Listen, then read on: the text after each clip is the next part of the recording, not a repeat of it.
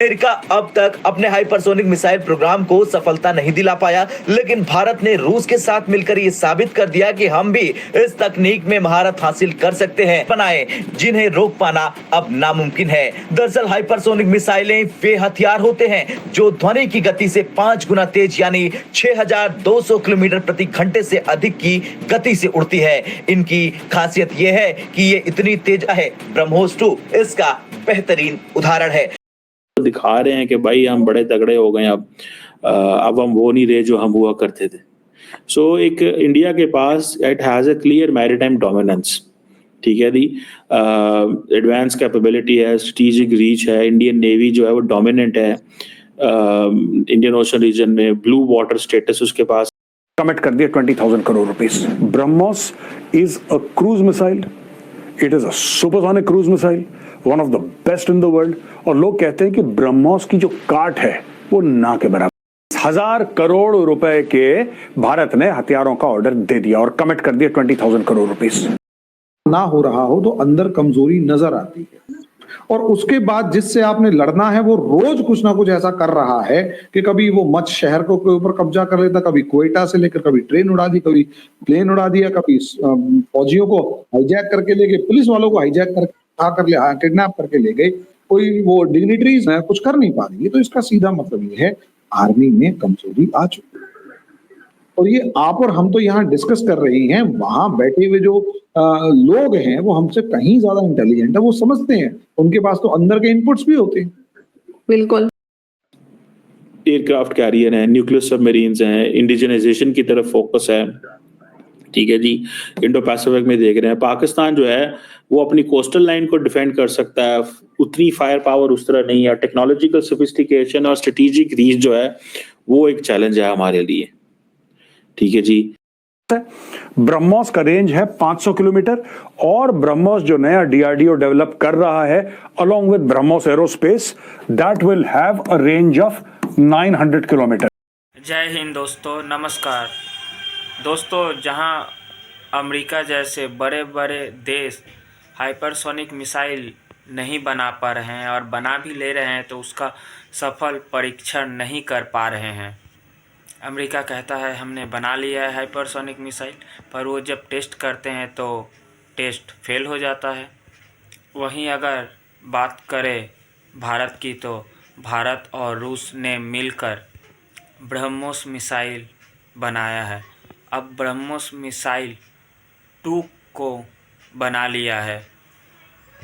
यह missile hypersonic है, ये बन भी गया है, ये टेस्टेड भी है और इसका वीडियो आप लोग देखते भी हैं जो सफलतापूर्वक टेस्ट हो गया है। दोस्तों अमेरिका के पास अमेरिका से पहले भारत के पास हाइपरसोनिक मिसाइल रसिया के मदद से भारत ने बना लिया है, जो टेस्टेड है, जो सफलतापूर्वक टेस्ट हो गया है, जिसका वीडियो आप लोग देखते हैं। दोस्तों मैं ये नहीं कहूँगा कि भारत ने अकेले बनाया है, भारत ने रूस के मदद से बनाया है, पर भारत के पास ये टेक्नोलॉजी आ गई है हाइपरसोनिक मिसाइल की। दोस्तों हाइपरसोनिक मिसाइल ऐसी है जिसे रडार से पकड़ा नहीं जा सकता। अगर हाइपरसोनिक मिसाइल किसी ने या कोई देश चला भी दिया, अगर वो किसी देश के अंदर घुस भी गया हो तो रडार सिस्टम हाइपरसोनिक मिसाइल को नहीं पकड़ सकता। दोस्तों आपने हाल ही में देखा होगा कि भारत ने एक हाइपरसोनिक मिसाइल जो ब्रह्मोस है उसे पाकिस्तान के अंदर छोड़ दिया और पाकिस्तान का रडार सिस्टम उसे ट्रैक भी नहीं कर पाया और वो 400 किलोमीटर अंदर जाकर गिरी। दोस्तों ये सब देखकर पाकिस्तान और चाइना बहुत डरे हुए हैं। दोस्तों अगर वीडियो कैसी लगी आप ज़रूर बोलें, लाइक कमेंट सब्सक्राइब ज़रूर करें। जय हिंद, जय भारत। ब्रह्मोस का रेंज है 500 किलोमीटर और ब्रह्मोस जो नया डीआरडीओ डेवलप कर रहा है along with BrahMos aerospace, that will have a range of 900 kilometres. अभी जो लग रहा है उसका रेंज 500 किलोमीटर है, इसको एक्सपेंड करके एक्सटेंड करके 900 किलोमीटर का रेंज देने वाले हैं ब्रह्मोस पे। आप जानते हैं ब्रह्मोस है क्या? BrahMos is a cruise missile, it is a supersonic cruise missile, one of the best in the world. और लोग कहते हैं कि ब्रह्मोस की जो काट है वो ना के बराबर है। एक बार आपने ब्रह्मोस फायर कर लिया तो गुड नाइट होने वाला है। इनकी जो क्लास बैलिस्टिक मिसाइल सबमरीन है जो कि क्रिटिकल है इसके लिए, उनके न्यूक्लियर ट्राइड के लिए, और इनके पास जारी बात है कि वो स्ट्रेटेजिक डिटेरेंस भी रखते हैं। सो पाकिस्तान जो है वो जारी बात है अपनी कन्वेंशनल सबमरीन्स ऑपरेट करता है, जिसमें वो कहते हैं कि हमारी जो अगस्टा क्लास सबमरीन्स हैं, कोस्टल डिफेंस वगैरह, और स्टेल्थ भी नहीं है, न्यूक्लियर डिटेरेंस कैपेबिलिटी भी उसमें नहीं है, इंडियन न्यूक्लियर उसमें अंदर है, लेकिन पाकिस्तान की जो डिपेंडेंस है चाइना के ऊपर ऑन सबमरीन टेक्नोलॉजी वो is of paramount importance and it is a strategic vulnerability frankly speaking. Strategic vulnerability भी है लेकिन हमारी है भी, ठीक है जी। और दूसरा ये है कि जो सरफेस कॉम्बैटेंट्स हैं, जैसे इंडिया के पास एडवांस वॉरशिप्स हैं, इंडिया की जो फ्लीट है सरफेस कॉम्बैटेंट्स का, वो उसमें INS कोलकाता है, क्लास डिस्ट्रॉयर है, फिर शिवालिक क्लास है, फ्रिगेट्स हैं, उसके अंदर state of the art sensors हैं, रेडार्स हैं, मिसाइल सिस्टम है, ये सारी की सारी इंडिया के मैरीटाइम बॉर्डर्स को प्रोटेक्ट करती हैं इंडियन ओशन के अंदर। एंड फिर इंडिया ने अपनी वो सारी की हुई है। एंड एनी हाउ पाकिस्तान भी के पास भी पाकिस्तान ने इंपोर्ट किए हैं चाइना से F-22P जुल्फकार क्लास, ठीक है जी, फ्रिगेट्स। एंड हमने जो एक A-54A फ्रिगेट चाइना से भी ली है, और लेकिन वो टेक्नोलॉजिकल सोफिस्टिकेशन उस तरह नहीं है। पाकिस्तान की जो चाइना के ऊपर सारी रिलायंस है, जैसे इंडिया की रशिया के ऊपर या अपने वो इंडिजन कोशिश कर रहे हैं, हमारी चाइना के ऊपर काफ़ी ज़्यादा रिलायंस है। मुझे ज़ाती तौर पर मेरा ख्याल ये है कि शायद पाकिस्तान ज़्यादा चीज़ें घर में बना भी नहीं सकता बिकॉज वो कॉस्ट इफेक्टिव नहीं है। So we go for India की जो जोग्राफी को अगर देखा जाए तो इंडिया अपनी पोजीशन को बड़ा कमांड, पाकिस्तान अपनी कोस्टल एरिया में लिमिटेड है, अरेबियन सी में, इंडियन ओशन में हम उतना नहीं जाते, लेकिन वैसे हमारे जहाज जाते हैं।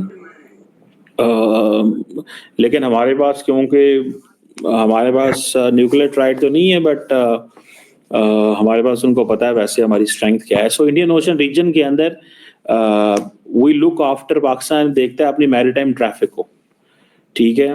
एंड वो क्या करते हैं, वो भाई कहते हैं कि वी आर लुकिंग आफ्टर जो वाइटल सी जो कम्युनिकेशन लेन्स है उनको देखते हैं इंडियन ओशन के अंदर, ताकि हम जो है वो सर्वेलेंस, लॉजिस्टिक इन इस तरह की चीज़ों में हेल्प कर सकें।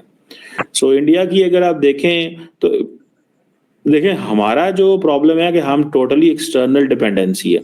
इंडिया की भी एक्सटर्नल डिपेंडेंसी है लेकिन विद इंडिजनाइजेशन एज वेल, ठीक है जी। और इंडिया जो है वो उसकी अगर आप नेवल डॉक्ट्रिन और इस चीज़ों में जाएं तो वो अपनी जो स्ट्रेटेजिक एक्यूमेन है वो शो कर रहे हैं, वो अपने आप को दिखा रहे हैं कि भाई हम बड़े तगड़े हो गए, अब हम वो नहीं रहे जो हम हुआ करते थे। सो एक इंडिया के पास it has a clear maritime dominance, ठीक है जी, एडवांस कैपेबिलिटी है, स्ट्रेटेजिक रीच है, इंडियन नेवी जो है वो डोमिनेंट है इंडियन ओशन रीजन में, ब्लू वाटर स्टेटस उसके पास है, एयरक्राफ्ट कैरियर है, न्यूक्लियर सबमरीन्स हैं, इंडिजनाइजेशन की तरफ फोकस है, ठीक है जी। इंडो पैसिफिक में देख रहे हैं पाकिस्तान जो है वो अपनी कोस्टल लाइन को डिफेंड कर सकता है, उतनी फायर पावर उस तरह नहीं है, टेक्नोलॉजिकल सोफिस्टिकेशन और स्ट्रेटेजिक रीच जो है वो एक चैलेंज है हमारे लिए, ठीक है जी। So this is all about, इस चीज को समझना चाहिए। ये कोई इतना आसान काम नहीं है कि आप ये कह दें कि पायन है हम ये कर देंगे, वो कर देंगे, चौक देंगे, तार देंगे। It is something where we need to pay attention. अब जो न्यूक्लियर ट्राइड की मैं बात कर रहा था, this is basically a 3-pronged military force structure होता है। लैंड बेस जो आपके पास मिसाइल होते हैं, ICBMs होते हैं and all that, air force, navy and all that. And फिर हमारे पास जो है वो हम नेवी में इसमें थोड़े से पीछे हैं, सारी बातें इन्वेस्ट करना पड़ता है। हमारे बारे में ये कहा जा रहा है कि हम न्यूक्लियर ट्राइड में एंटर हो चुके हुए हैं, ये कहा जाता है, ठीक है जी।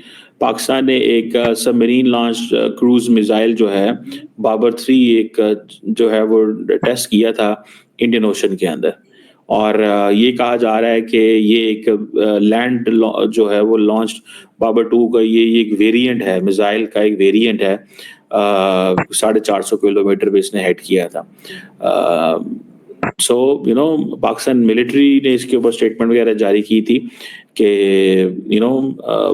इस हवाले से इंडिया ने फिर अग्नि 5 इंटरकॉन्टिनेंटल बैलिस्टिक मिसाइल, इंडिया के डिजाइन आप देखें ना, इंडिया सीधे ही लंबे ही फायर मारता है, वो जा रहा है मैं यूरोप जा रहा हूँ जी, मैं चाइना के उस साइड पे जा रहा हूँ। पाकिस्तान को तो हिलने नहीं देते यार वो, आपको पता है पाकिस्तान को वो हिलने नहीं देते, ठीक है जी। सो हमने वो, आज मैं किसी दोस्त से बात कर रहा था कि हम कितनी को डिफेंस पे लगाए, मैं किसी दोस्त से बात कर रहा था, मैंने कहा यार वो ना, हम देख लो फौज पाकिस्तान की मजबूत है, हम देखो सीरिया नहीं बने, हम इराक नहीं बने, हम लीबिया नहीं बने।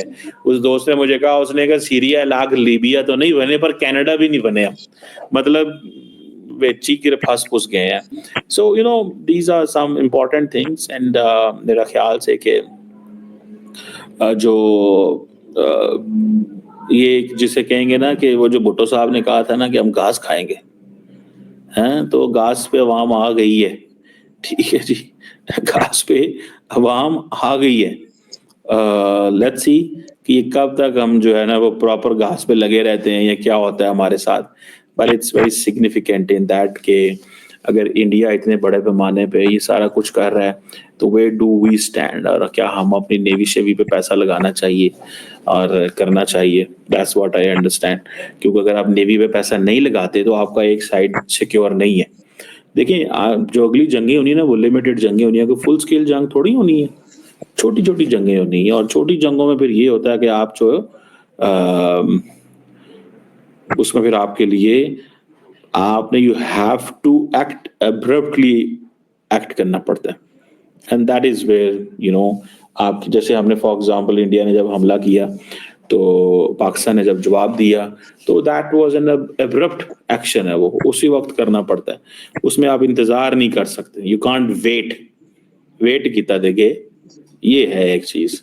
Let's see what comes out of the situation and what is it.